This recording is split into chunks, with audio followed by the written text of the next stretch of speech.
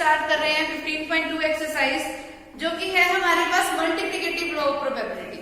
Multiplicative law of probability में देखो हम करेंगे क्या, जैसे अपन ने पिछली एक्सरसाइज की थी जिसमें अपन ने कंडीशनल प्रोबेबिलिटी के बारे में स्टडी किया था, उसमें हमने किया क्या था कि एक इवेंट के होने की प्रोबेबिलिटी को फाइंड आउट किया था जब कोई दूसरे टाइप का इवेंट पहले ही परफॉर्म हो चुका था।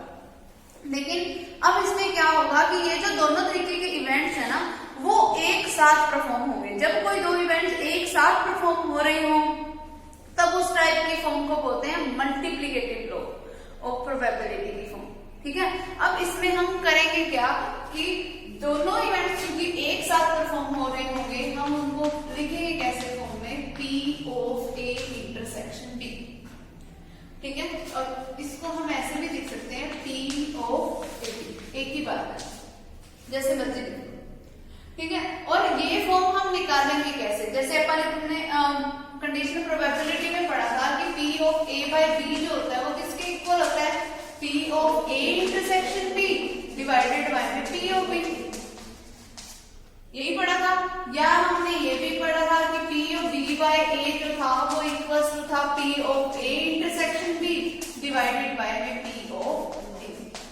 तो मुझे निकालना क्या है, मल्टीप्लिकेटिव लॉ निकालना है, यानी कि P of A intersection B निकालना है। यहाँ से P of A intersection B की वैल्यू क्या आएगी, इन दोनों की क्या करवा दें हम, मल्टीप्लिकेशन, यानी कि ये किसके इक्वल आएगा, P of A by B की मल्टीप्लाई P ऑफ B के साथ। जो चीज दे रखी हो वही फॉर्म हम लिख देंगे, या हम ये भी लिख सकते हैं P of B by A into में P ऑफ A। एक ही बात है, अगर मुझे प्रोबेबिलिटी ऑफ इवेंट B दे रखी हो और conditional probability of event A दे रखी हो तो हम उनकी मल्टीप्लाई करवा देंगे, या अगर मुझे प्रोबेबिलिटी ऑफ इवेंट A दे रखी हो और conditional probability of event B दे रखी हो तो मैं उनकी मल्टीप्लाई करवा के दोनों इवेंट्स के एक साथ परफॉर्म होने की प्रोबेबिलिटी को फाइंड आउट कर दूंगी। क्लियर, इस तरीके से हमारे पास ये फॉर्मूला बनेगा। फिर अब देखो इसमें हमारे पास नेक्स्ट इसकी एक्सरसाइज के हम सम करते हैं। देखो इसमें हमारे पास फर्स्ट सम क्या है, find the probability of drawing a spade on each of the two consecutive draws from a well shuffled pack of cards without replacement. कि बिना रिप्लेसमेंट के मुझे करना क्या है, दो कार्ड्स को बाहर निकालना है और वो दो कंसेक्यूटिव कार्ड लगातार बाहर निकालने। कंसेक्यूटिव का मतलब लगातार साथ वाले। तो हमने दो कार्ड्स लगातार बाहर निकालने हैं, कैसे, और दोनों कार्ड कैसे हो, स्पेड वाले हो। स्पेड वाले टोटल कार्ड कितने होते हैं, 13। अगर मैंने फर्स्ट थ्रो में कार्ड को बाहर निकालने की प्रोबेबिलिटी की अगर मैं बात करूं तो वो देखो मेरे पास क्या आएगी, 13 टोटल कार्ड्स है डिवाइडेड बाय 52। अगर मैं इसको इवेंट ए नाम दे दूं जिसमें मैंने फर्स्ट ड्रॉ में स्पेड के कार्ड को बाहर निकाला, वो ये आ जाएगा। अब मैं सेकंड ड्रॉ की अगर बात करूं जब मेरे पास ये ए टाइप का इवेंट पहले ही परफॉर्म हो गया, ए टाइप का इवेंट पहले ही परफॉर्म हो गया। ठीक है, अब ये मेरे पास क्या आ जाएगा, अब मेरे पास स्पेड वाले कार्ड कितने बचे, 12 डिवाइडेड बाय में टोटल नंबर ऑफ कार्ड्स कितने बच गए, 51। क्यों, क्योंकि एक कार्ड 52 में से तो पहले ही बाहर निकल चुका है।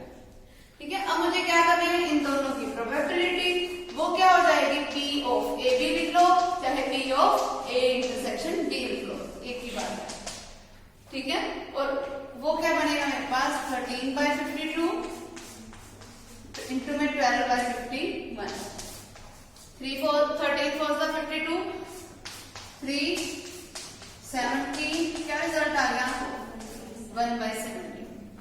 ठीक है, ये इसकी प्रोबेबिलिटी हो जाएगी। ठीक है, अगला देखो, एक card is drawn from a well shuffled pack of 52 cards and then a second card is drawn. कि पहले एक कार्ड बाहर निकाला फिर दूसरा कार्ड बाहर निकाला। Find the probability that first card is a spade. अगर फर्स्ट कार्ड स्पेड का होगा तो मींस 13 बाय 52 आ गया। सेकंड कार्ड कैसा बोला है, and the second card is A club. Club वाले में कितने कार्ड होते हैं, 13, तो क्या आएगा 13 डिवाइडेड बाय में, लेकिन नीचे क्या आएगा 51। क्यों, क्योंकि अब हमारे पास टोटल में से एक स्पेड का कार्ड पहले ही बाहर निकल चुका है, तो ये इसका रिजल्ट हो जाएगा। आगे बात समझ। अगला देखो third, an urn contains 10 black and 5 white balls. एक अर्न है जिसमें 10 व्हाइट है एंड 5 ब्लैक बॉल्स हैं, तो टोटल नंबर ऑफ बॉल्स कितनी हो गई, 50।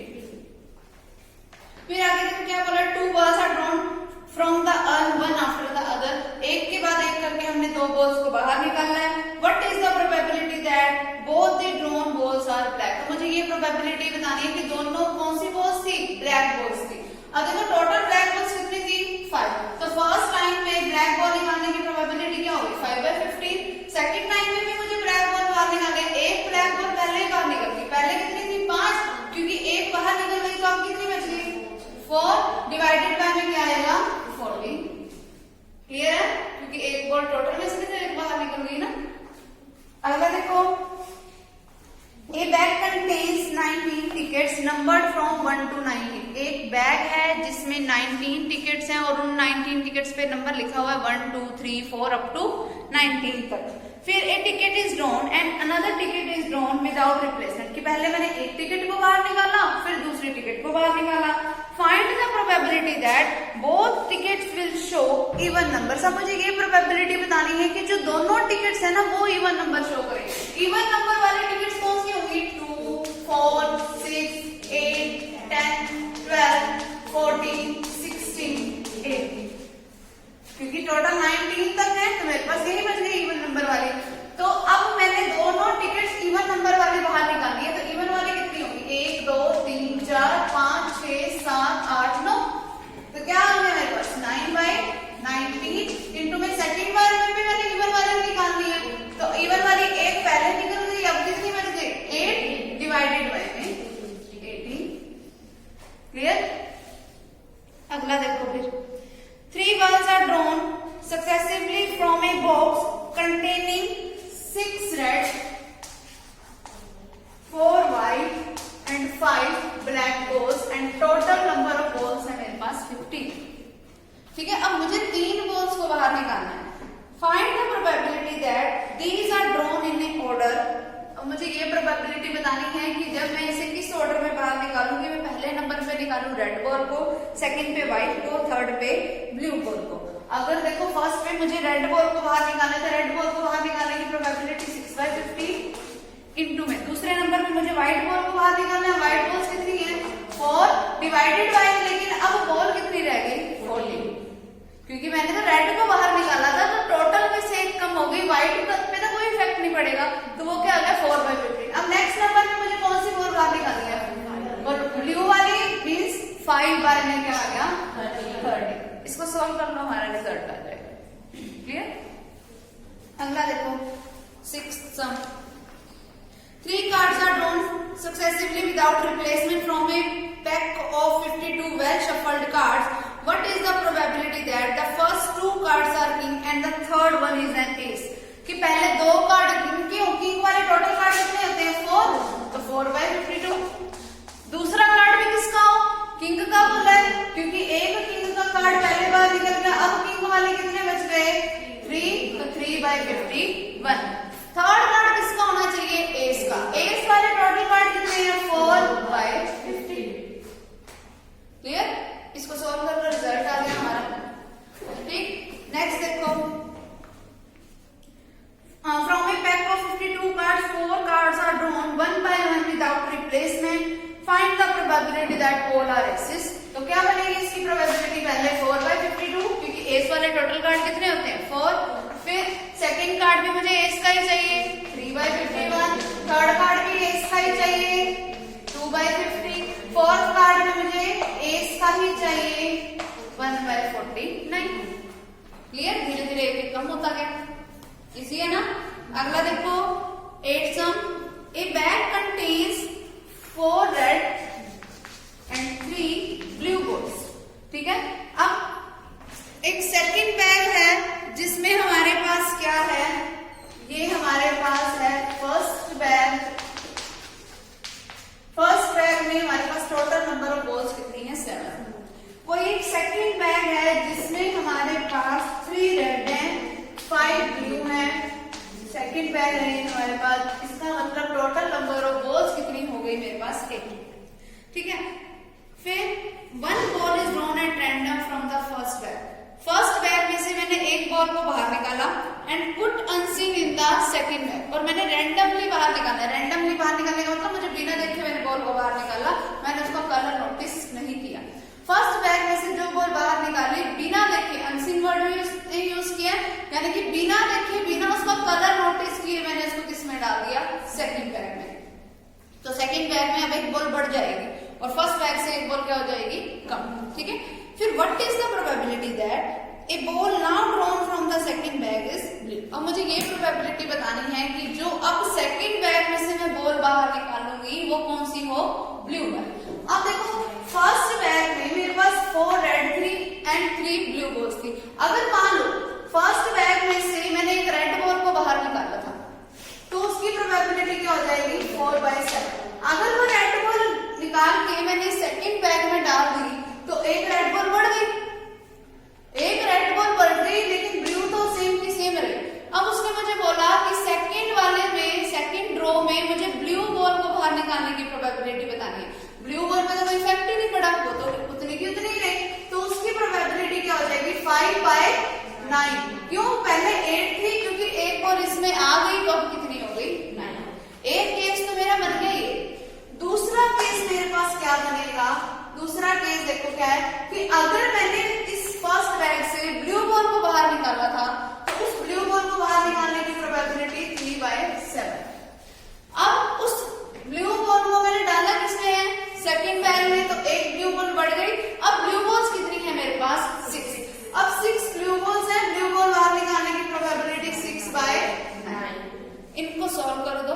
ठीक है, फर्स्ट केस में अब देखो ये भी ब्लू बॉल को बाहर निकालने की प्रोबेबिलिटी है, ये भी ब्लू बॉल को ही सेकंड रो में बाहर निकालने की प्रोबेबिलिटी है। दो अलग अलग केसेस बने, दोनों को ऐड करोगे वो मेरे पास क्या हो जाएगी, टोटल प्रोबेबिलिटी। ठीक है, क्लियर। जितने भी अलग अलग केसेस बनेंगे हम हमेशा उसको क्या करेंगे, टोटल प्रोबेबिलिटी निकालने के लिए ऐड। क्लियर। नेक्स्ट देखो 9th some. 2 balls are drawn from an urn containing 2 white, 3 red and 4 black balls. It means total number of balls कितनी हो गई, 9। ठीक है, 1 by 1 without replacement. What is the probability that at least 1 ball is red? कि कम से कम एक ball red होनी चाहिए, ज्यादा चाहे जितनी मर्जी। मुझे 2 बॉल्स को बाहर निकालना है और वो कम से कम उनमें से एक रेड बॉल होनी चाहिए। कम से कम एक, ज्यादा कितनी भी हो सकती है। तो देखो इसमें हमारे पास केसेस क्या बनेंगे।